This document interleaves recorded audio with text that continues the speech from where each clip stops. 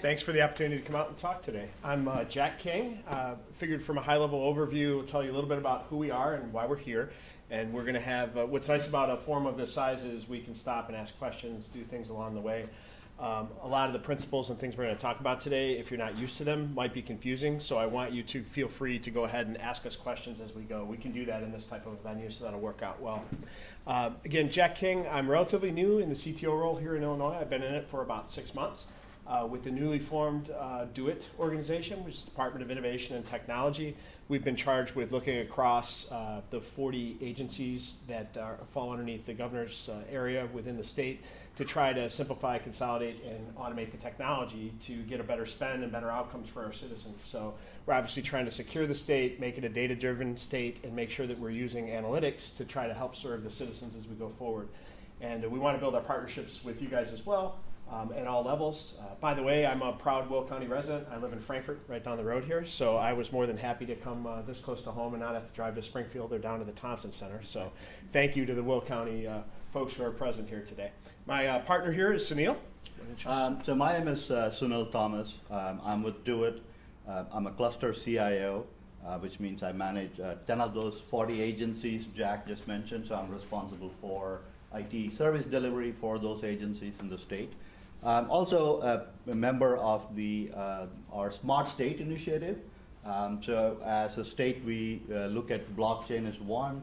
We look at autonomous vehicles, smart buildings, and few other AI.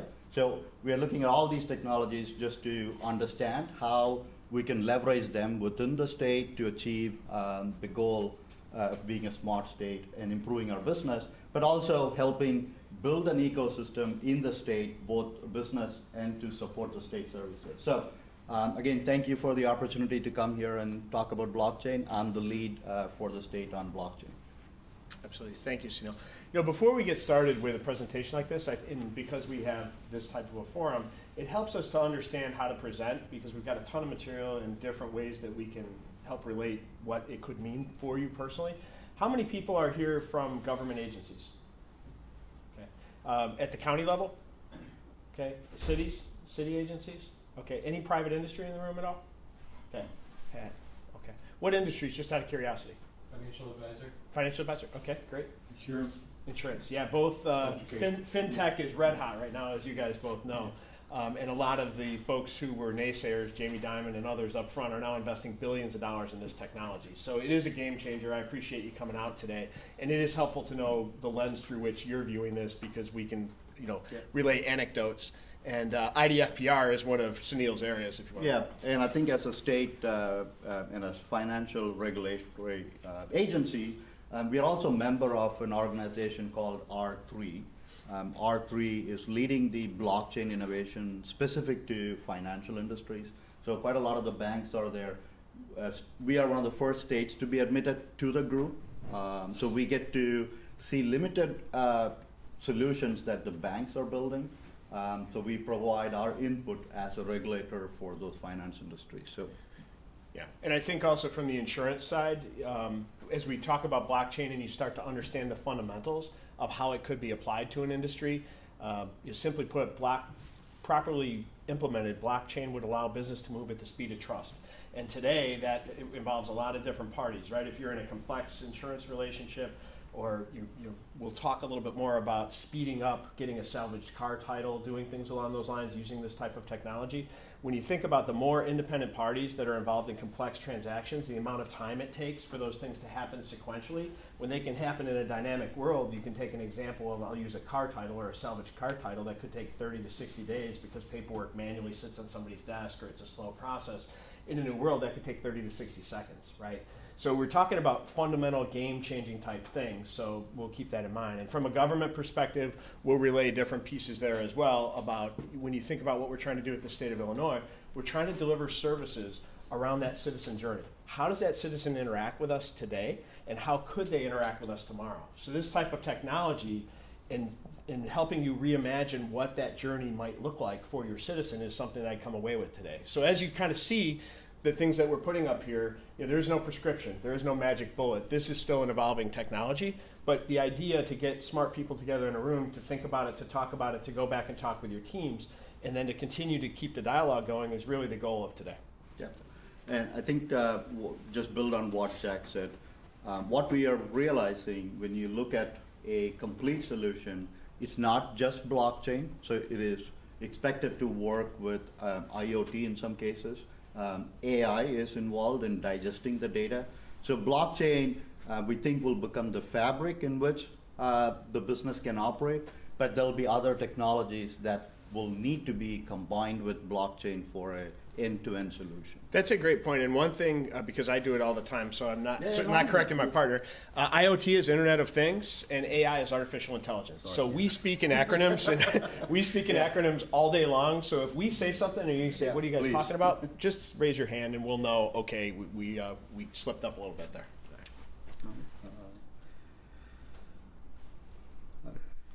So from a blockchain perspective, before coming here today, who had heard of blockchain itself? A few of you? Who's heard of Bitcoin? Probably most people in the room, right?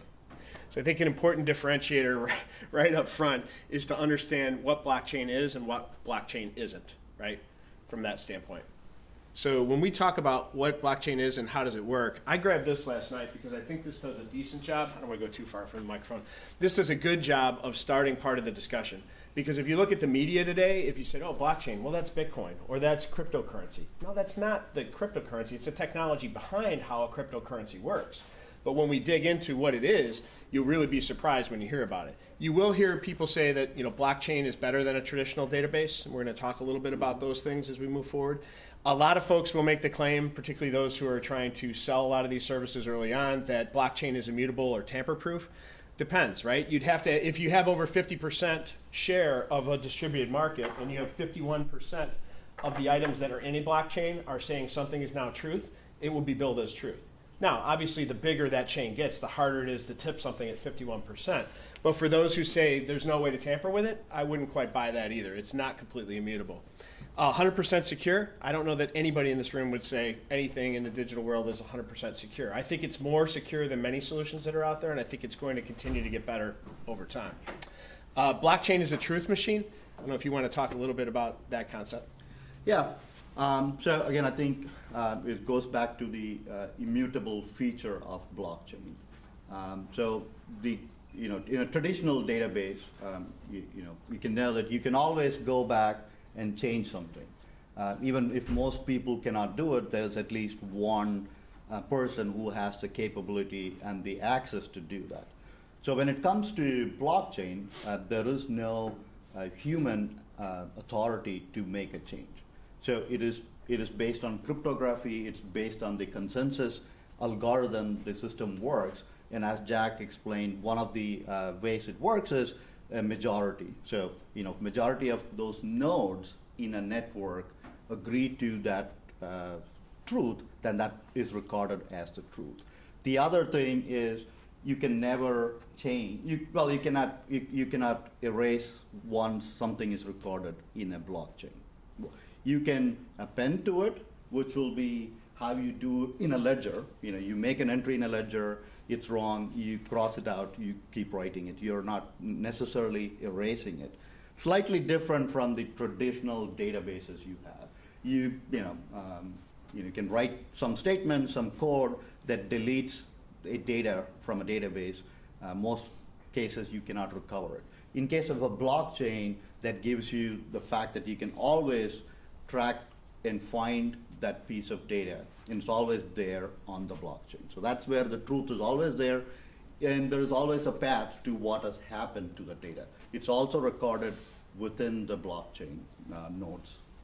I think it's important to understand the secret sauce of blockchain is really where power lies. Information is power. I think we'd all understand that. And in today's world, that information tends to be centralized in one particular location. So right up front, I think this is a fundamental concept, and I might be jumping slightly out of order, but I think I want to start with this and then ask if you have questions. Because if you understand this principle, I think the rest of it makes a lot of sense. In today's world, there are keepers of the truth. There are centralized sources of truth. The idea behind blockchain is that you can separate those sources of truth out to a distributed party, and then you can keep those in sync, right? So think about it today. If this were a company that contained all the data about their particular customers or their industry, right? All of that resided in one spot in the center. So people at the edge would go to the center to verify, right? Sunil said that he owns XYZ. I go back to the center, whoever is holding that, wherever it's trusted, et cetera. I have to verify that through third parties. In a future world, I can take those sources of truth that used to be in the center, and let's say that any of these yellow blocks are desktops, white ones are laptops or cell phones, et cetera.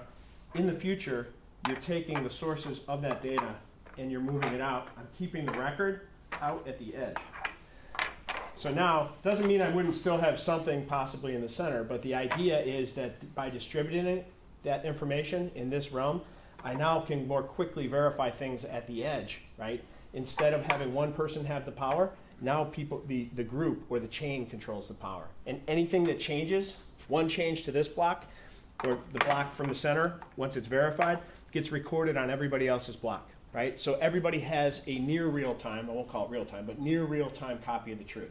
Now, as far as updating a database, this is a large distributed database, right, from that standpoint. It isn't instantaneous. You wouldn't want to be standing behind Sunil at the 7-Eleven while a blockchain tries to validate whether or not he's got the funds in his account, right? But if I'm closing on a house, if I'm doing some complex transaction that could take a lot of time or verification or different steps, in the future, the opportunity to have that happen in a matter of minutes versus weeks, months, et cetera, this technology would allow for that to happen. So I'll stop for a second and see if anybody has any questions. The idea was everything used to live in the center, and some stuff still can live in the center. You know, I'm not going to take my electronic medical record and go ahead and put a copy of it on everybody's phone in the room, right? But if I were an insurance company and I were a healthcare provider or payer and I wanted to validate, is Jack covered by Blue Cross Blue Shield? Oh, and by the way, here's a link or a pointer to his medical record, and he'd have to give you access or somebody else would. But I can now contain that within something on the blockchain so that those who were responsible for either providing that care, validating that I had insurance, et cetera, would be able to go out near real time and validate that information. And anybody who's been through this in the healthcare world knows it's painful, right? They'll ask you for the same stuff over and over and over, 2 weeks before the procedure, the night of the procedure, et cetera. So this type of technology allows you to make that positive identification that possible in the future in near real time instead of presenting a card to somebody who now has to pick up a phone or go on a website or do something different. Anything else? No, I think, I think what Jack said, what he showed on, in terms of blocks is what's in the picture. Probably all the business, have data about what the business is. So if with financial industries, I'm sure they have a lot of data that they collect before they provide service. And then they house the data, and then the way they share the data is fairly slow. And then blockchain changes how that interaction happens. Would you call the blue pieces servers? In this picture, yeah, it could be data, but it could be physical servers. There are lots of ways data is stored, but yes.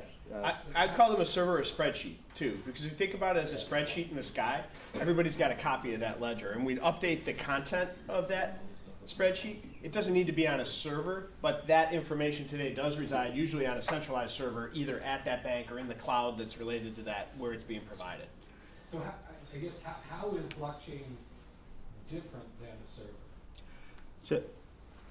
So where Jack mentioned about the performance issue, and the performance comes based on the size of the network, because all the nodes will have to agree to the consensus based on some kind, whatever the algorithm is. So, Bitcoin, if you take it, one of the largest permission public network. So anything takes 5 to 10 minutes based on how many nodes need to agree on it. So what is happening in the current implementation is the chain only has a pointer to the data. So the data still resides in whatever data store you're using. So that could be a server, a database, or anything else. But what blockchain today, at least based on performance and the maturity of the technology, is simply having a pointer to the data. Now, how does it change?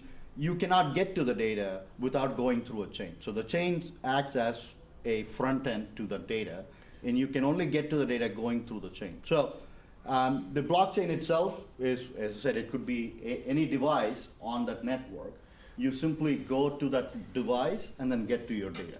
So to your point, that blockchain, you're accessing it over a network. There's likely a server that's coordinating something, but the source of truth doesn't sit next to that server within that organization only. It sits all the way around. And in order for you to greenlight it and say, yes, it's good, either 51% or depending upon how big that network is, a certain percentage of those other keepers of that copy of data at the edge have to agree. Sunil and Jack and others in the room would have to say, yeah, he's a good guy, a good girl, do business with them, right? From that standpoint, they're a trusted source. What they're saying is true. Right? So you've got that combination of reputation and an understanding that there's probably a history, right? If you're asking to do a transaction, it's sort of like eBay, right? And when you think about the economies that are out there today, trust does make a difference. When you think about how many people use Uber in here, right? When you think about who's going to pick you up, I feel a little bit better. I mean, I travel all the time, but I feel better when it's somebody with 3,000 trips, and I've certainly had more predictable experiences with someone with that kind of record.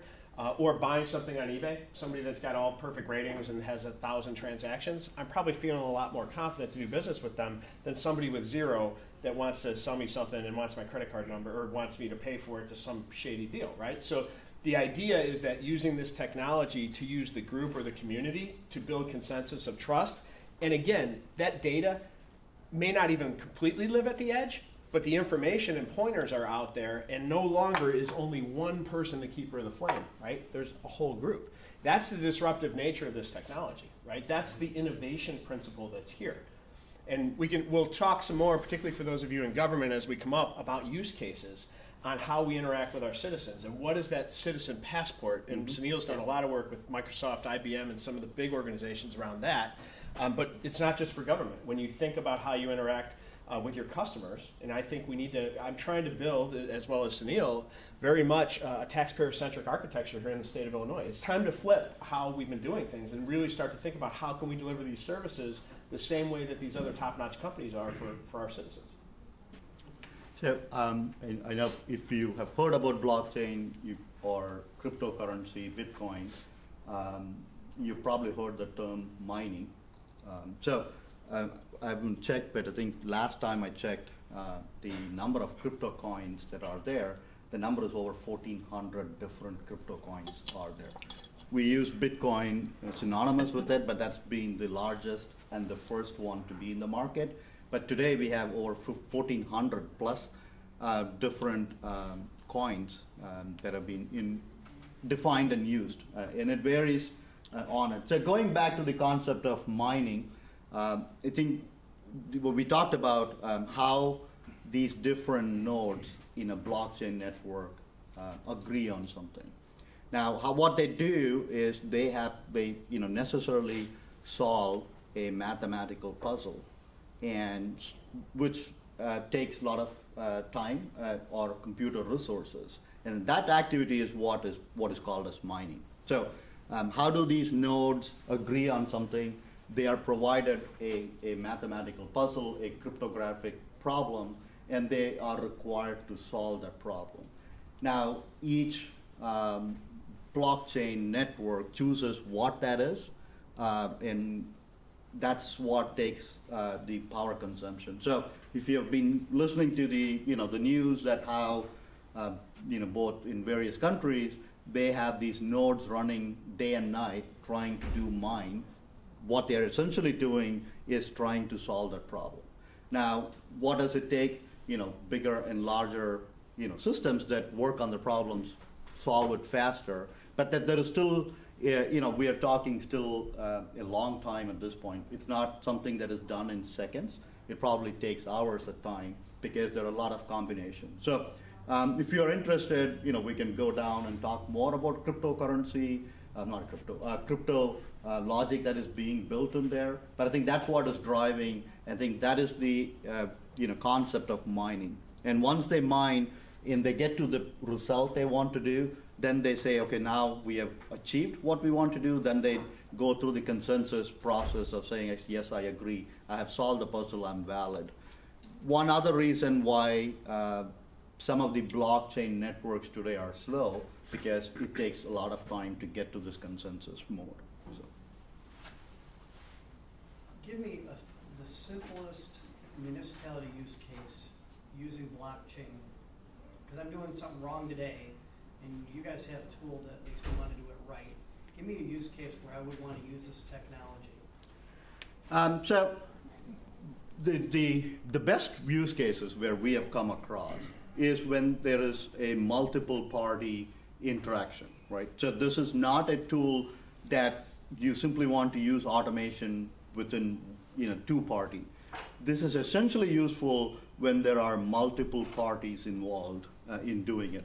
One of the examples that state, many of the examples, we'll use the drivers, the title transfer, right? So we're starting to work with a group called Risk Block Alliance. They're a group of insurance companies. They are a non-profit entity, but they are working on blockchain.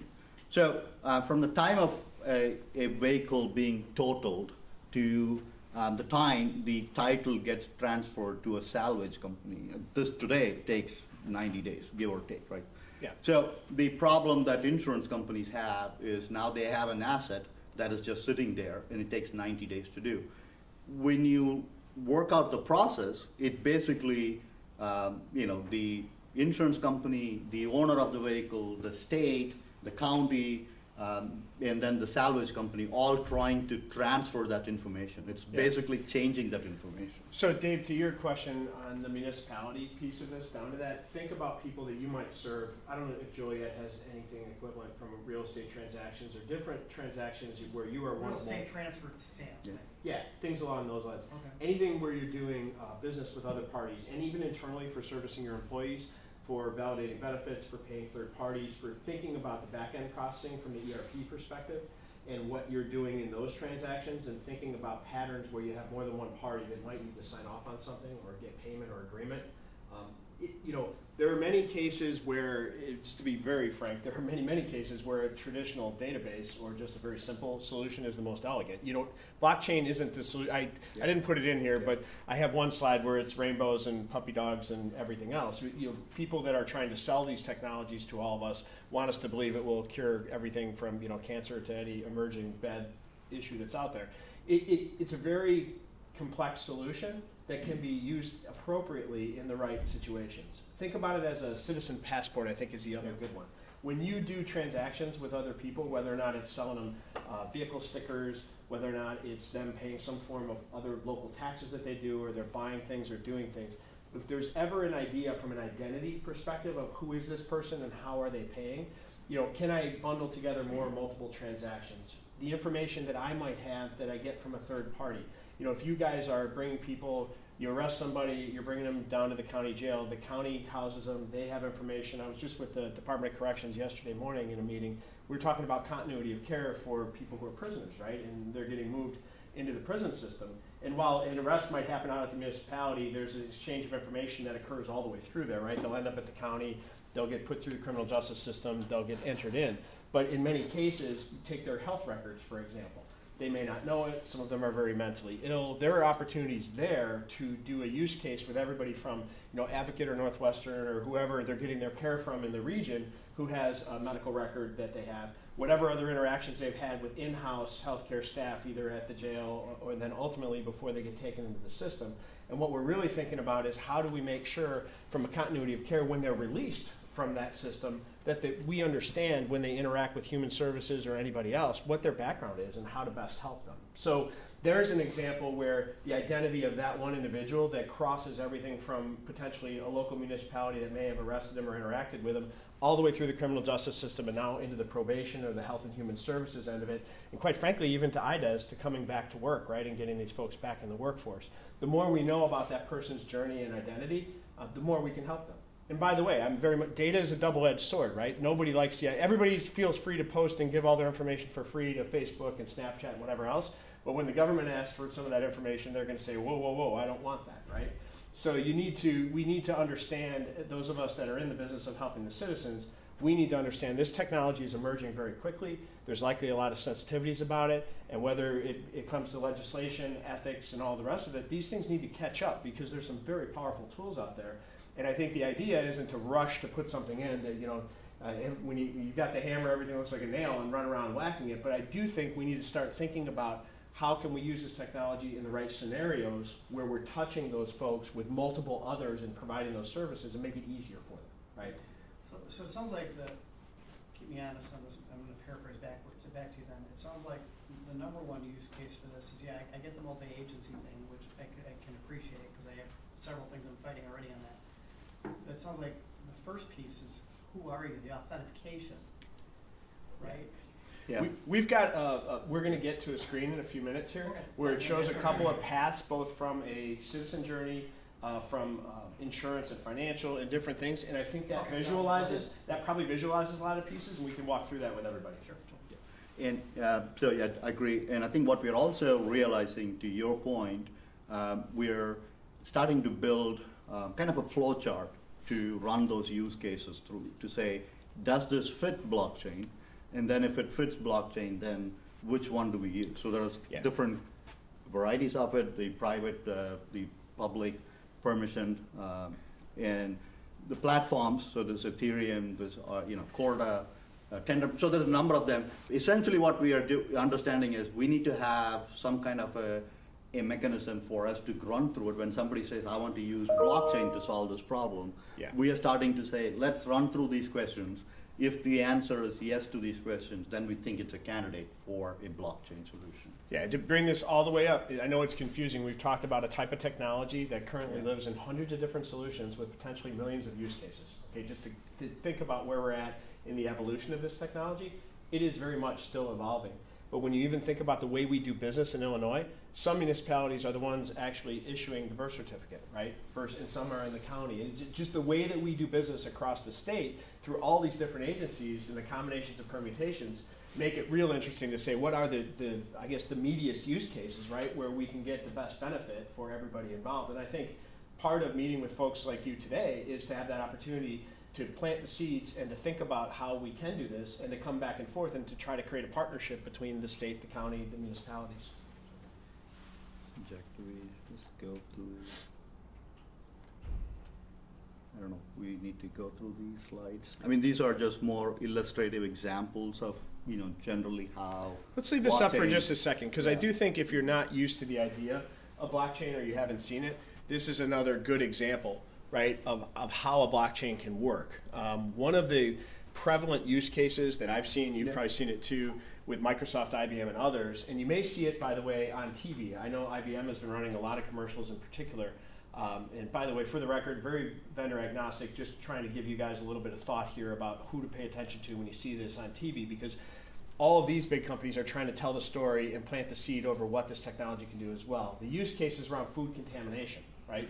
Because we're living in this global economy and food comes from all over the world, the importance of understanding what was it, where did it come from, if something's wrong from it, where did it get distributed to, right? All the way back from whose farm did it come from to which stores sold it out to the public. This takes weeks and weeks and weeks, and we've seen hundreds, if not thousands of people get sickened, and you guys have seen some of the stuff in the press recently too. In a world where blockchain, and again, this would be a very expensive use case, admittedly, from a consultant and kind of recovering consultant and MBA like myself. When I look at these and think about a use case, that's probably overkill, right? To track one head of lettuce, because the price to do that would be significantly high. But if we take price out of the equation, the idea that when it comes to critical safety issues or being able to understand where something originated and where it consumed and what happened to it along the journey, something perishable that actually thawed and then was refrozen in a truck and may have sat somewhere in 100-degree heat and now potentially is dangerous, that technology exists for us to track it all the way through its supply chain. So you'll hear supply chain talked about, and I think they use supply chain quite a bit in their TV commercials to try to show how this technology could be applied. Does that make sense? They're really showing it from its origin, tracking it, where it's going, how it got there, what happened to it while it was in transit, where it got distributed to, and then think about working that backwards. If I now know, I come from the healthcare world, when I work for Northwestern downtown, or Dave, when I met you out at Central DuPage, if you have that patient 0, patient 1, patient 2, and pretty soon you all figure out, wow, they ate at this particular restaurant 2 nights ago, let's get to that restaurant or get the health department over there, and then work your way backwards through what did those people eat, what was that likely food, which distributor did you buy it from, all of that, and work backwards is the key. So you can quickly find things out. In that case, you could potentially save a lot of other people from getting very sick, right? Because you're shortening the window from 3 weeks to figuring out what the culprit was to potentially hours if you know what happened to something in a chain.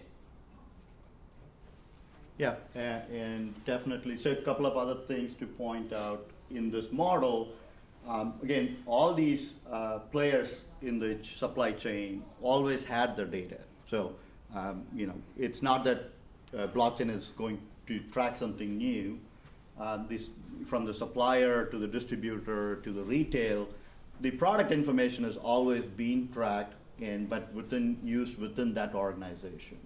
What blockchain allows to do is to become that platform where they can share some of the data that is used, and then customers can get access to that data, because that's one true source of truth. When we access the data, we know that it is not being manipulated for us.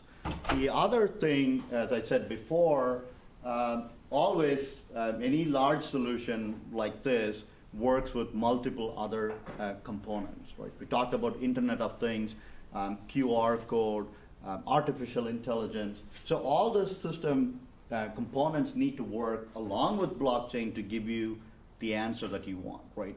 Blockchain may get you some data, but that may not be just enough for you to understand what has happened to that. So, Yeah, well put. You might have all right, so. Go to the next one. There we go. Dave, this was the one that I was talking about. It might be a little bit hard to see. I apologize, guys. I blew it up as much as I could. But if you look at, these are proof of ID use cases from the center. And when you think about that ID-driven service across industries, these are ideas on how blockchain can help solve some of these problems. When I say solve it, think about it in terms of speed to value, my time, right? So I make the transaction go faster so that I make it easier on my consumer to do that. I don't have to take a day off work to go necessarily do something. Who stood in line recently? For those of you who travel, if you don't have the express lane stuff for the rental cars, all you have to do is get stuck once in a line like that a couple times, and you waste the first 3 hours of your vacation doing those types of things. But when you think about the financial pieces, I know there's a couple of financial folks that are here in the room. When you think about today's experience just logging in on the web, and you think about making everything from online payments and all the problems that we have in today's world around who am I and what do I know. In a future world, if my identity is rock solid, and feel free to jump in, Sunil, that combination of who I am, what I have in my hand, right, because it knows that this phone is mine, with facial recognition, with a thumbprint, with a couple of other factors, with a code, you can now know with a lot more certainty that yes, that truly is me who's asking to make that transaction, right? And now just through proximity and a couple of those other factors, I can make that transaction go even faster. So who's been online and had to fill out all of the current web forms, right? And you get to the end of it, you hit the save button, and for some reason it didn't like the date field, or your date of birth had something in it, or the numbers on the back of the credit card didn't work. You're just talking about simplifying what today can take 3 or 4 minutes, could now take seconds, right, to actually make it happen. So you're looking at trying to make sure that the world that we're creating looks a lot more like Amazon in a one-click, because it's positive that it's me, right? And I can move through some of these gates and areas for what used to take me more time, I can do it quickly. And that's really the benefit. Yeah. Now, I think the slide definitely summarizes our understanding of blockchain and where we are trying to focus as a state. The core of that is understanding and in knowing for a fact who the users are. As an example, what we have at the state, we manage somewhere between 2,500 to 3,000 different applications across our enterprise. And even if you assume there is that many databases, and all of your information is somewhere in one of those databases, right? If you've lived here, done anything, your information is distributed within the state. Now, you would think, if you go for some new service, what the state does is ask you the same questions. Give me your date, give me all the information, let me validate who you are, let me do all the cross-checks, and then I'll provide you the service, right? So that's repeated thousands of times when we talk about SNAP, TANF, and all other kinds of benefits. So our direction where we are trying to do is to solve that problem, to say, can we use blockchain to define a digital identity for you? And then, we'll talk about how we are thinking about it, in what we are trying to do. But if we can establish that identity for you, then we can, circumvent all those processes of asking your name, validating you, because we could get more information that is the source of truth than always asking you and making sure you're telling the state the truth.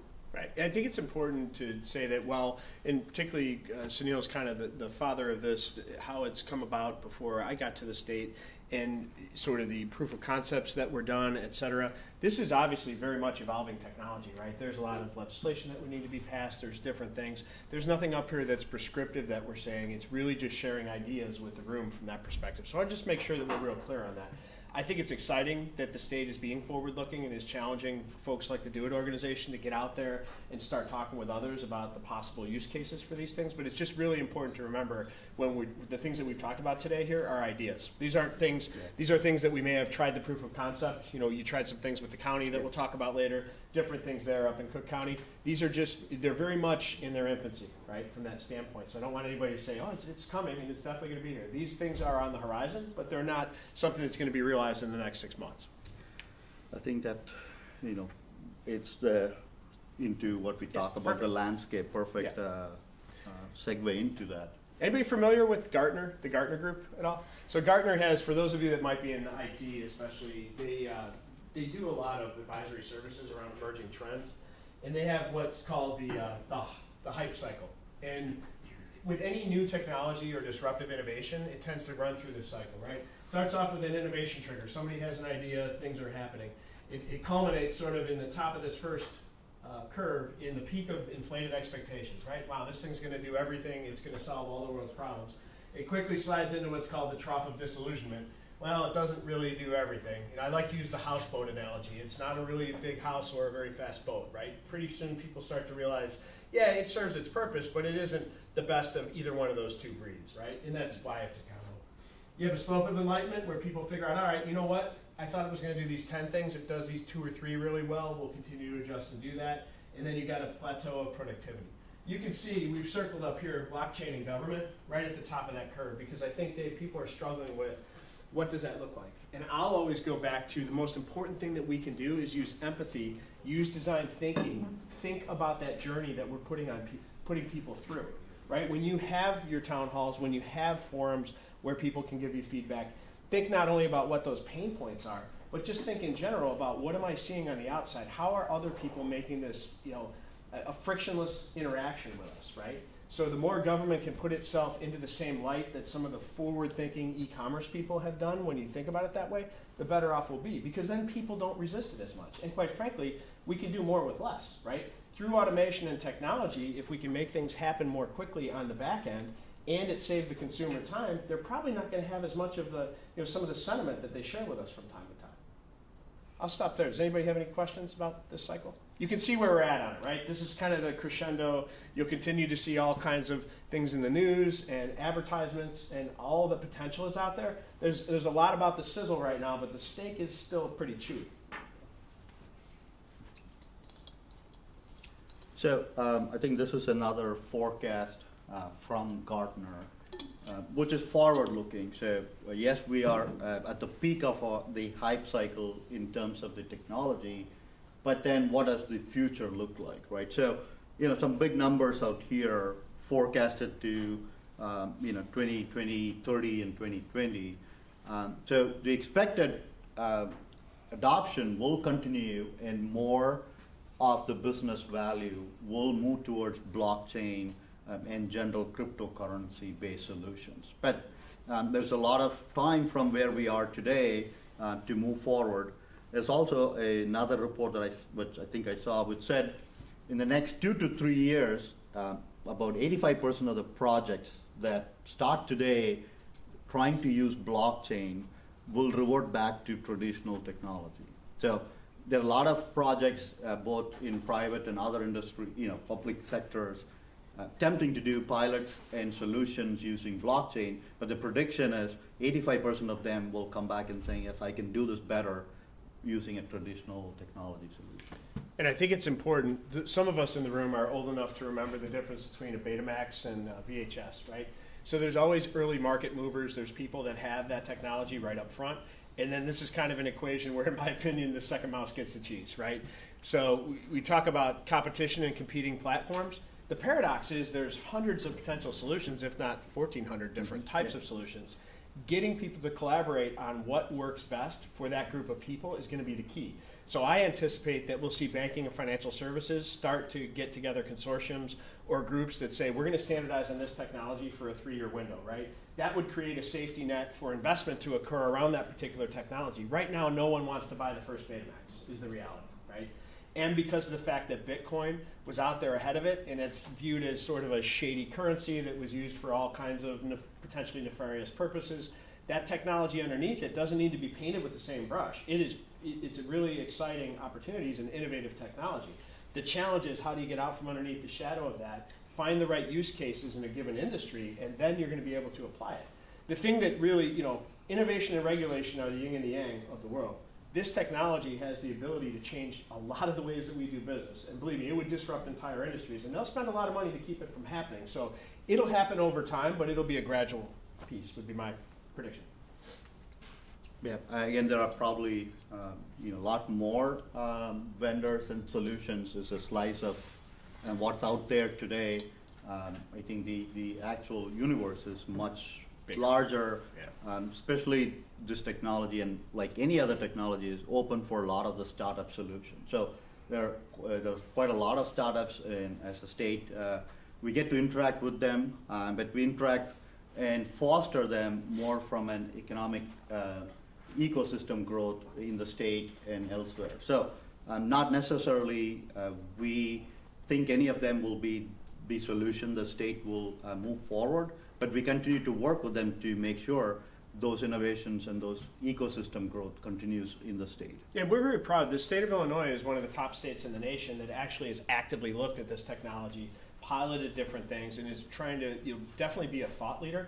I want to partner with the municipalities that are out there that are forward thinking. I would love to have people in here connect with me after the presentation to talk a little bit, because as Sunil's going to talk more about, we're cautiously optimistic. We've made progress to date, but it's going to take that partnership, particularly on the government side, with some of us working together to think about what are the best use cases that would not only help us to serve people better, but really help people in the long term.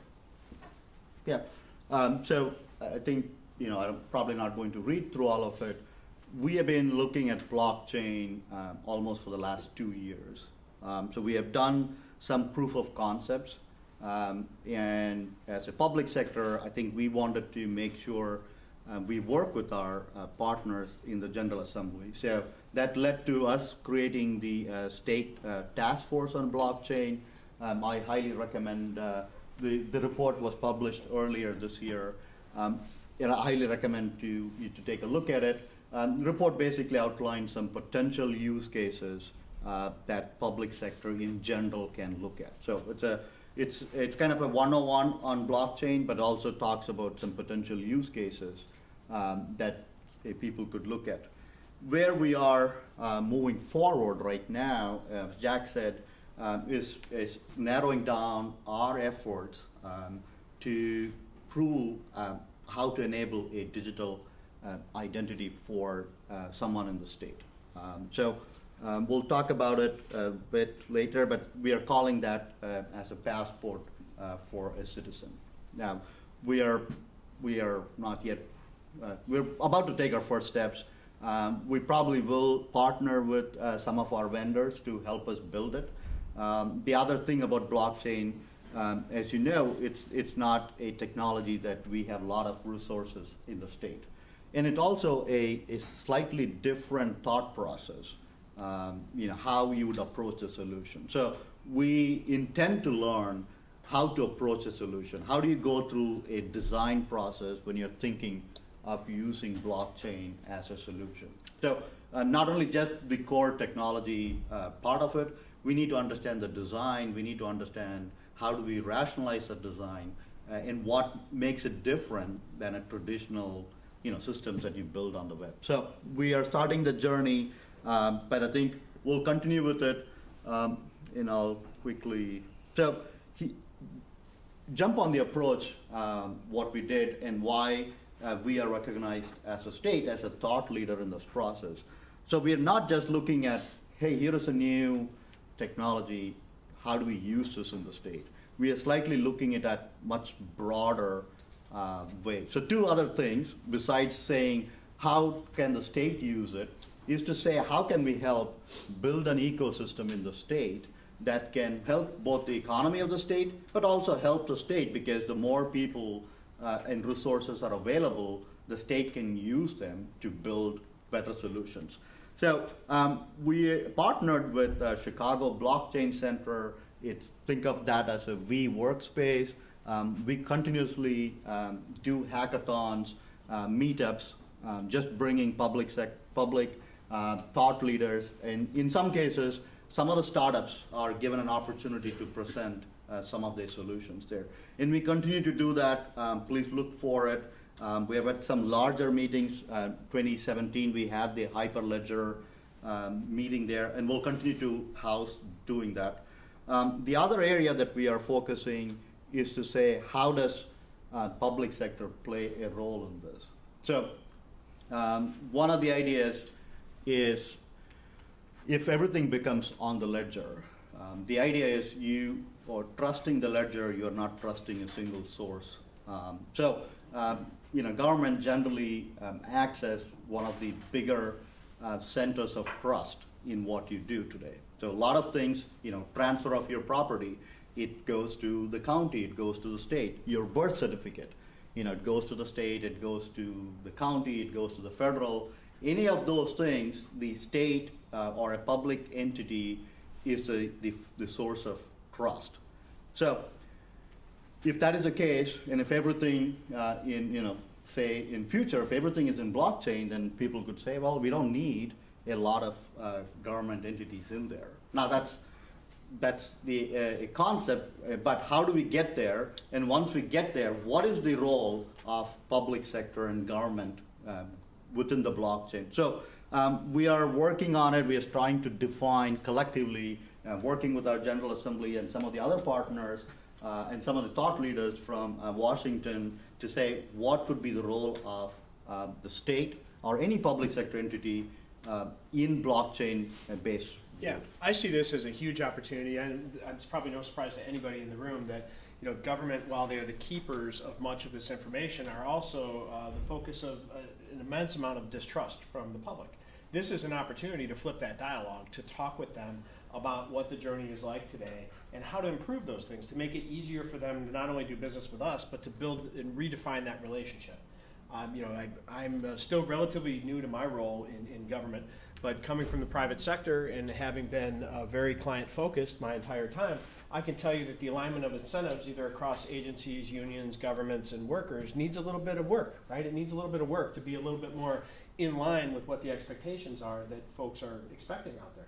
They're doing business with people with 1 or 2 clicks, and we're making them wait in line for hours and hours, right? So we have the opportunity. In many cases, the resources are being squandered on traditional solutions. So this is the perfect time to kind of assess, step back, think about the way we're doing business, look at these emerging technologies, understand that citizen path, and make it go much more smoothly. Go ahead. So I have a question. So if I have an amazing cloud technology and I'm using Azure, Yep. I'm using Azure, how would you win me over with this? Well, part of the solution could live in Azure, right? But I would challenge you that your Azure solution, as we move into the Internet of Things, the business moments, the citizen service moments don't happen in a cloud somewhere. They happen out at the edge, right? And when we build autonomous vehicles and we build the infrastructure for that, you can't all have all of these, I'll use these blocks again. In a world where all that interaction happens at the edge, I don't have time because of sheer latency to shoot back to the center of the cloud to say, I'm car A, I'm car B, what do I do now? Intelligence and interaction will happen at the edge. So the cloud is good right now, but you mark my words as I stand here today and you watch commercial after commercial, the edge will eat the cloud because this is where the real data, real-time data will come from. What's happening out here will get funneled back to the cloud at night. It'll get downloaded, your big data analytics and pieces on the back end of what has happened, how do I use machine learning and artificial intelligence to spot patterns that I don't even know what to ask the question for. Cloud still has a role. You're still going to be there, but what you're going to realize is this edge is going to become more and more important, that Internet of Things that's exploding, I know if you guys have seen the new Apple Watches, it can do an ECG on you, it can interact with your medical record. We're right on the cusp. We're on the edge of doing all of these things, right? So Azure's not going to go away, but the role of how we think about that cloud scenario in this is going to change, and it goes back to that decentralized piece. So remember how we had mainframes, then we had personal computers, now we're kind of swinging back in the cloud. Guess what? The moments, it never goes away from where the magic happens. The magic doesn't happen in the cloud, it happens with people at the edge. Yeah. And again, think of the multiple partner scenario, right? Yes, you are using Azure, but your partners could be using Bluemix, Yeah. all kinds of cloud Google, solutions, AWS. right? And the question is now, how do I share that information in a common place? Right. You can do all kinds of peer-to-peer connection, but then is it still the source of truth? I think that's where you leverage the attributes of blockchain to say, yes, I can use blockchain, share. Again, when I said the true implementation doesn't really take all the data and dump that into blockchain, right? So it doesn't do that. So as Jack said, cloud, what storage of data and the source of data will continue to be there and will expand. They may be connected to a blockchain infrastructure, Right. a fabric to say, yes, I can get to the data through the blockchain and it points to the data that way. It's So- still part of the ecosystem, a very important part. Right, and I'm just concerned, that whole learning curve, because at first it was the server base, then Yeah. the trust piece from the server to the cloud. Right. So now how do we tell those that have trusted this cloud system now, how do we approach them with this? So that's just, Yeah, you're asking a super important question because the other piece is security, right? Yep. And believe me, it's not if, it's when things get hacked, right? So people who are saying cloud, cloud, cloud, cloud, cloud, I think it's great. But if your medical record's sitting out there, there's a risk, right? And in many cases, though, the cloud is managed more tightly than folks can manage their own data centers. It depends on how sophisticated the client or the organization is, right? So the cloud is the right answer in many cases. However, whenever I centralize all that information, I only have to hack one thing. In order to change something out here, I have to hack millions. Right. So you tell me, I can just do the math, right? Yeah, and I think we certainly believe in the state. It's, the technology is just maturing. It's not ready for any prime time solution, right? We are learning, you're right, the Watching. transfer of Watching. trust, us trusting the technology maturing. I think I think it was last year, Ethereum had a hack. So the hacks continue, but the technology has to mature. In theory, the security is built in. It's all the encryption is there, but you can take the right encryption and still make a bad solution, right? So we are still exploring. We don't believe that at least our forecast, at least for the next 18 months, the state is not going to look at it, and we don't believe that that any larger public-facing solutions will be there in blockchain. There are a lot of internal solutions. Walmart experimenting on their supply chain, so Right. is Walgreens doing it. But those are internal solutions, not the broader solution. But to your point, the fact that there's different types of innovation, for those who've studied it, Clay Christensen from Harvard talks all the time about disruptive innovation and sustaining innovation. Incumbents that have large footprints are going to spend a fortune to sustain that innovation they already have, right? That last piece of glass that's in front of you, their slick app that they have right now, they're going to keep investing to make that experience as best as they can. Disruptive innovation usually starts at the bottom, so it's smaller and transactional, but it gets just good enough, and then it keeps using technology to move up the stack, right? So I think we're going to see this bimodal piece, and what's really interesting is who knows what's going to come out on top, right? It's kind of an interesting thing to watch, but I think that's the conundrum.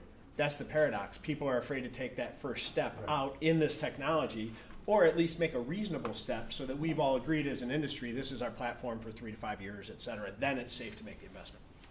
I think there's also a fear, though, of the vulnerability that may be in that, for that blockchain itself. I mean, Bitcoin just recently had an issue with their core Yep.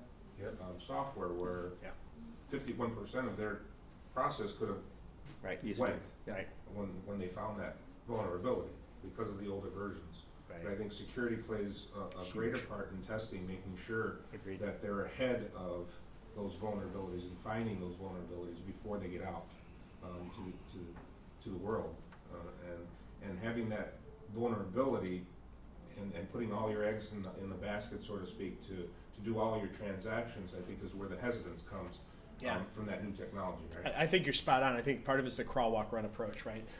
How do you test the concepts of this with the least riskiest pieces of either personal data or financial risk?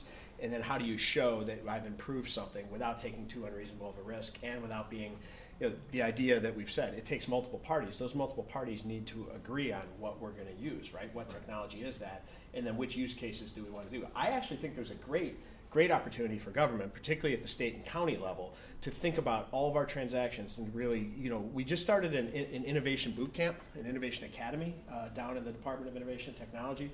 One of our colleagues, Kevin Parker, he just came in from the East Coast, and they've done this successfully in many other states. But the idea is to start to try to innovate from within, which in and of itself is, quite a new concept in state government anyway. So the opportunity is here to continue to educate people and to find folks that are excited about change, get them to come in and do that. If we have some folks that are either in this room or that want to participate in things like that, I wouldn't be averse to holding something up here in Chicago or in Will County, like I said, any excuse to be closer to home. But if we wanted to do something to talk about what we're doing to innovate, and if we focus specifically around some of those customer journeys or what it looks like for that same citizen who we all are trying to serve but touches us in different ways, and that would be an interesting experience for an afternoon. So it's 4 years from now. Mhm. What are you presenting? 4 years. 4 years. So what we think, what our projection for that would be, there'll be a lot of private blockchain solutions in use by them. So I go back and talk about what. Let me go back. So again. Public-facing blockchains are a challenge in terms of performance today. Everyone is working on improving the performance of that solution. We don't think that will be quite adopted even in 4 years. But what we definitely think will happen, and we hopefully will expect that to happen even within the state, is that we do permissioned private blockchains. What does it mean? Why is it that possible? Because you are limiting the number of nodes in that chain. So if my chain could be as small as 2 nodes, right? All it takes is 2 different devices, and that could be a chain, right? It just has 2 nodes. So what we expect to happen is to have smaller private chains operating because that can be fairly controlled. The performance is reasonably scalable just because of the number of nodes. So we definitely expect that to happen.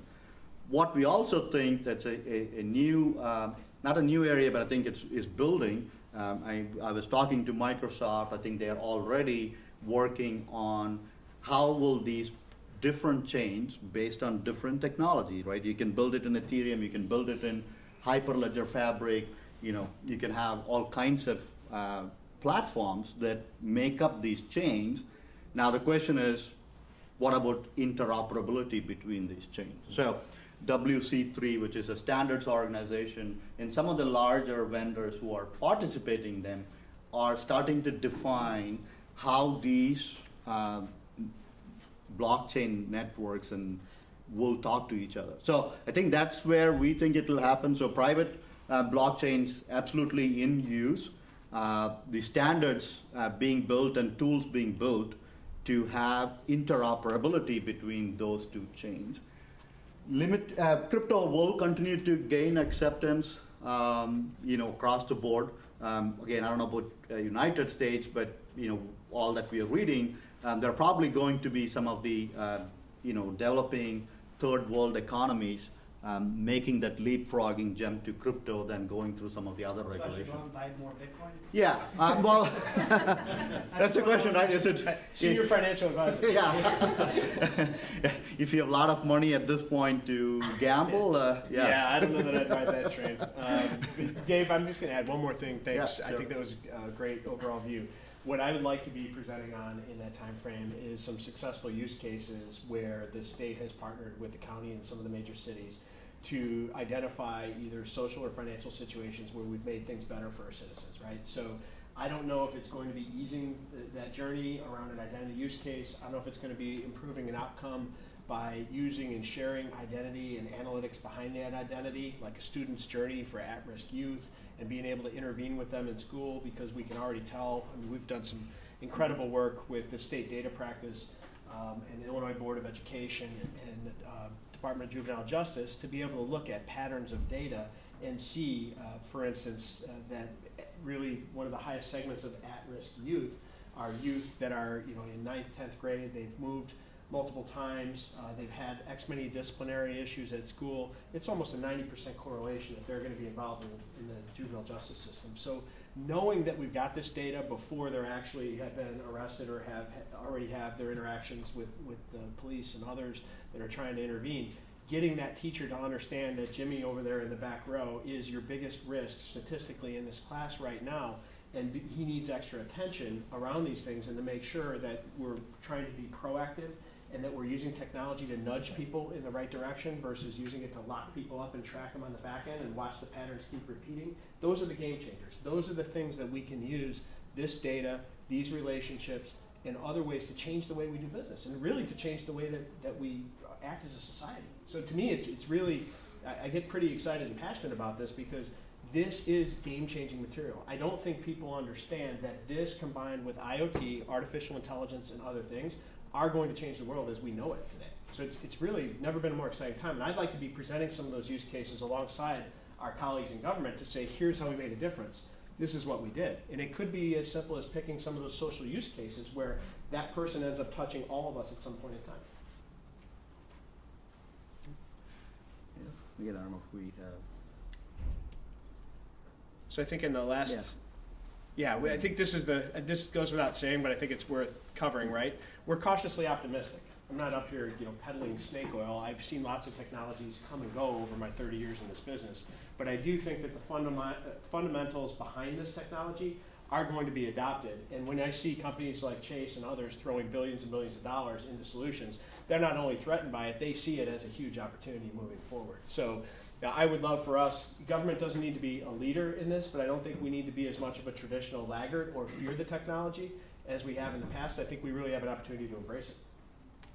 And I think, want to extend the opportunity to work with the state, both in the, use case of our proof of concepts of the technology, but also participate with us on the task force, because I think what public sector does to kill innovation could be pass regulations, right? Yeah.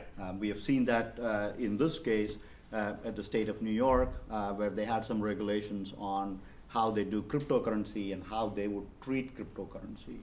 And that could significantly disrupt the innovation. So we want to be very cautious in how we regulate and what we regulate. And that happens working with our friends in the General Assembly, educating them, being part of that. I think that also applies to the local municipality. I agree. When you think about elections, when you think about what West Virginia is doing in some of this space, right? Think about what a game changer it is to allow people to vote electronically, assuming you could have securities at the core of all that. So that's assuming that is nailed, which I think is a big if, right? So the idea, though, that fundamentally a lot of the civic duties that we perform and that we do, if we can have more people participate in it, we might have a lot more, active outcomes, if you will, from that perspective. Other people can participate where today they can't make it down to vote, or they didn't get in there and do what they needed to do. So we should this is a perfect spot to pause. We've been at it about an hour. Yeah. I know we threw a lot of stuff at you. Hi, Yvonne. Thanks for coming down. Is cryptocurrency and Bitcoin the same thing? We started with that, and so it's okay. And that's the first question that whenever we talk about this comes up. But the Bitcoin is founded on a blockchain type technology. But what's interesting is what you just basically underscored a point for me. When we talk about this, it gets painted with the Bitcoin brush, right? Every time, because people associate it with it. And Bitcoin is just one of the several cryptocurrencies that are out there today. Oh, Yeah. okay, nice. It's probably the most widely known and probably the largest true implementation of a public blockchain solution. And it, so it's fairly known. Yeah. We covered a lot of stuff. I'm sure there's a lot of questions in here. Has anybody thought of a way if you didn't come in here with a thorough understanding of some of the potential capabilities and things, if you think about requirements that exist in your organization, or you think about that opportunity from a citizen interaction perspective, was there anything that was triggered or anything that you thought about? Throughout the presentation, I was struggling to understand, like, what's the benefit compared to just how we're exchanging, information now. But it wasn't until this gentleman asked the question about having the information. He gave the example of like the cars and how quick that information has to go. Where that, for me, that was okay. Yeah, that makes sense. Now I see the true benefit, because when I think about transitioning information, even if you go back to some of these things where you showed all the different businesses and how the different uses, a lot of those don't require immediate transfer of information. Right. But when you think about a drone dropping off a package, or you think about those types of things, like that requires immediate transfer of information. And so then that ability for that, to the edge, as you said, that makes sense. Whereas other things, I think, well, it's not a huge benefit to have it be instantaneous. But then I do love the fact of essentially having a single sign-on for the government. Right. My wife's in special education, so to be able to track a student with an IEP all the way through, and also to make that IEP process much more simple for the teacher that's issuing it. I see a lot of benefits in that. Thank you for sharing that, because as we do these presentations, you never know what really resonates, but you telling me about talking about the edge really kind of cemented that. I'll make sure that I work that in sooner to the next presentation, so thank you. I appreciate that. I'm the IT guy here for the Blue County Workforce Center, and our issues that we have like internally would be like getting information to each of our partners. For instance, we're a workforce, and then we have the Illinois Department of Employment Security. IDES, yep. We have JJC. We have OJT. What else we got? Oak Rehab. Oak Rehab. TANF. And one of our biggest issues is the state trusting us to get information. To broker that? Yeah. Yeah. So. Jack, I did not put him in the audience Yeah. today. Good plan. So, I'm sorry, I hope not get anybody in trouble. So I think this could work, but I just don't know how you guys would approach that to them, especially when security and vulnerability is their main issue. And you know what, I would welcome a conversation. The state data scientist, Krishna Iyer, is part of my team, and I would welcome a whiteboard with you guys to talk about how we broker connections with all kinds of partners, with the feds, with the county, with all these different folks. There's lots of different ways to do it, but first we just would want to understand the mission and what's flowing from whom to whom. Again, it kind of goes back to the design thinking of the journey. Who's going to consume the information? What are you trying to do? And a lot of times you're going to tell us how you're doing it, and we're going to say, have you thought about doing it this other way? So that would be the best way to do that. So I'll do that as a follow-up if you want.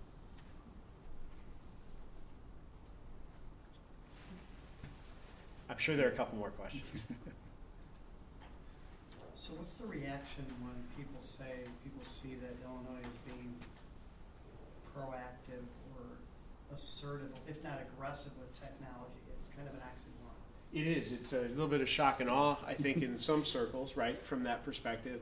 But I do think that kind of from Dave, we go back a ways, right? So from a change of careers and people that are now getting to the points in our careers where you can come in and take a job like this and give back, essentially, and share that knowledge, we've been able to start attracting, retaining, and getting people that are bringing in all kinds of more cutting-edge knowledge, right, from professional services, from healthcare, from other areas that we're on the cusp and have really pushed the envelope, at least for the forward-thinking organizations. So I think getting really smart groups of folks together who are energized and then empowered to do stuff is great.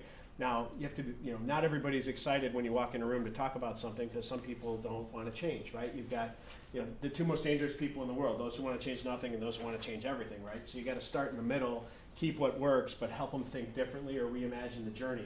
So typically, at least for me, when I walk in or I meet with, the head of the Department of Corrections or IDFPR or any of the other folks, Sunil and others are key to understanding how they do business today, but brokering that conversation about how we can do business in the future. I think to assess where we're at as a state, we've got 40 years of technical debt. Make no mistake about it. There's 40 years of technical debt standing behind me. So we're trying to manage through today to keep the lights on and doors open and keep things from kind of literally falling over from a capacity management perspective. But while we're doing that, we're trying to innovate for tomorrow. So I'm trying to get into a bimodal IT mode, if you will, where we're carrying this conversation about what can we do better today, because nobody cares what you're going to do tomorrow if you can't basically deliver today. So we're trying to stabilize that piece and kind of paint the road for the future. So I think for some of them, it's quite a shock. Yeah, I would add two reasons. There's a lot of technology debt that we carry. We still have AS400s that is running out of support in the state. Like it's always there. So the question is, how do we leapfrog from that to something more, right? So the traditional path would be, go through a web solution, and then, so the question is, do we need to do that, or is an opportunity for us to rethink and leapfrog and go to something, not necessarily blockchain, but a combination of the emerging technologies. Right? Hybrid is what yeah. You'll hear us talk about it all the time. So we just spent tens of millions of dollars on a hybrid cloud solution. And the idea is take these legacy systems that we can easily, that I can lift and shift from anybody who's in the IT world. People understand that if you virtualize those servers, you virtualize that environment, you can move it over relatively easy. From a state perspective, I don't want to lock us into anything that isn't financially advantageous for the state. Options equal power, right? So whether or not it's Azure, because we do a lot of business with Microsoft, or AWS, Amazon Web Services, or Google, making sure that our hybrid cloud has a front door on it that allows those agencies to be able to pick and choose a service. If that service is something I can offer in a data center in Springfield or in Chicago for X amount of dollars, and they want to sign up for that as a service internally, we can do that. If Amazon can do it cheaper or Azure can do it cheaper, I want them to have the hooks through our networks out to them to be able to do that in a secure fashion. So really, it's rethinking the way we do business. And make no mistake about it, I think like any other large government entity, we have a lot of siloed thinking. So a lot of it, my role as CTO has less to do with technology and a lot more to do with teaching. And one other thing that, again, a lot of both private and public sector are facing is your increased cost on your cybersecurity measures, right? So the more of the traditional siloed solutions you continue to build, your cost is forecasted to continue to increase because of the threats that continue to show up. So that's another driving factor, not to just assume that we'll add to our existing landscape of modernization. We want to see other technologies out there that can help us move forward, reduce the cost of cybersecurity, right? Because in a traditional IT operations, these are costs that are looked at as overhead, and kind of some of the harder things to explain to your business to say, why do you have to have a 24-hour monitoring of your network, right? The business leaders are like, I don't really care, right? And we are being approached with more partnership opportunities from other entities in government, where we provide a lot of connectivity through the Illinois Century Network and other things that we have.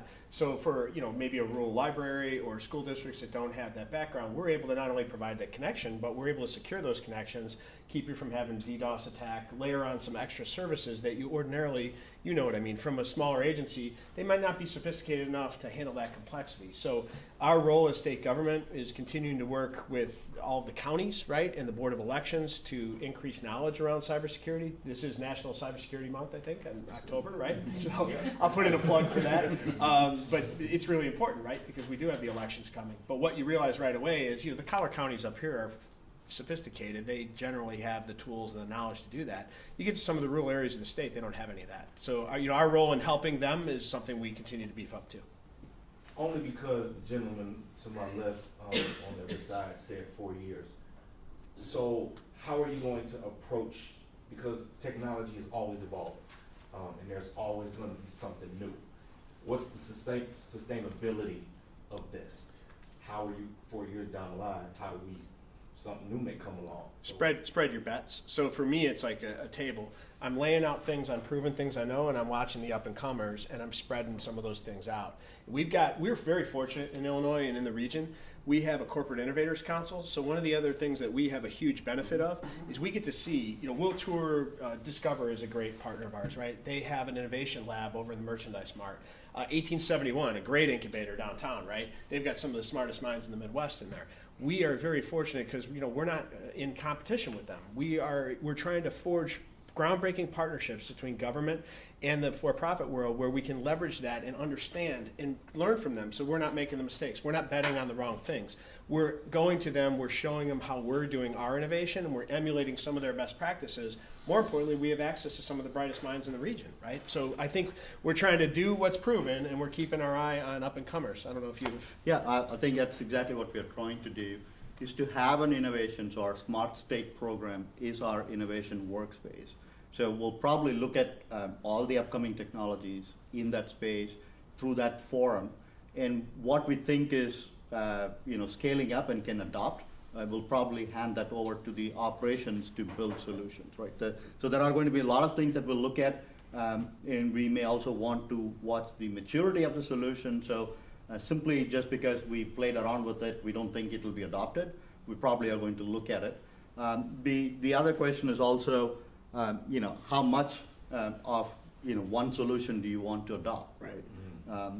Again, cloud is an example. As a state, I think we have probably every cloud services that's available, right? Some solution has ended up somewhere, right? So that's how we expect our ecosystem to continue to evolve. We'll continue to evolve. We'll continue to learn. I think the key is to create a culture in state government. And Dave, this gets back to changing the way connecting with the minds and hearts and changing the way people think. It's okay to fail fast, learn quickly is what we like to say. So when we talk about agility, I'm not talking about wasting taxpayers' dollars or doing anything reckless, but certainly creating an environment where the right amount of risk is rewarded. So in our innovation centers, if you come up with an idea and we've got an 8-week project and it doesn't work out, you're not fired. It's just what did we learn from it and how do we apply it going forward? That's probably the most important pieces of cultural change that we're getting back working with the private sector and things that folks like me who have had 30 years in the private sector are bringing in. In many of the areas that at least that are reporting into me, there's 1,700 people and there's quite a few folks out there. But the lion's share was, the nail that sticks up gets hammered down, or I'm not going to take that risk and reward. It's all upside down. So trying to create an environment where people feel safe saying, hey, you know what, I've always thought we should try this differently. That's the key. Really, it's people, process, and technology. The technology is the easy part. It's really helping people understand and connect to why and want to do this. Just like the internet had to evolve since 18 years ago. Nobody wanted websites about 18 years ago. Now everybody wants a website. Yeah, it's true. Yeah.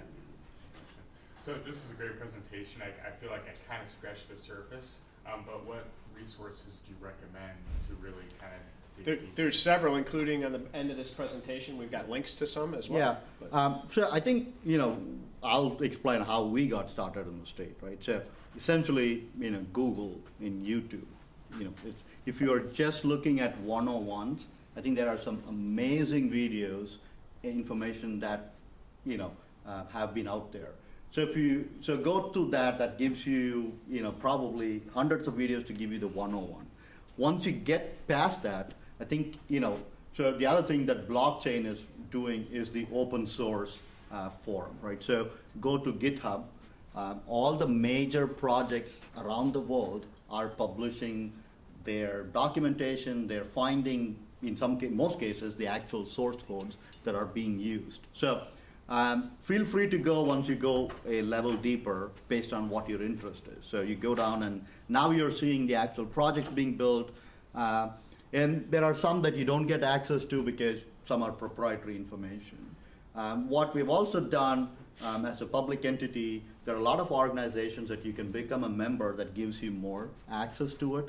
So Hyperledger, R3, there are probably a number of other consortiums that are out there, which are free, but some do charge. But Just that gives you access. be aware, depending upon who sponsors it, you'll be going to that church. Yeah. So you got to remember to kind of filter it. If you really want to have an independent look, there's some other really good ones that are out there that are free classes.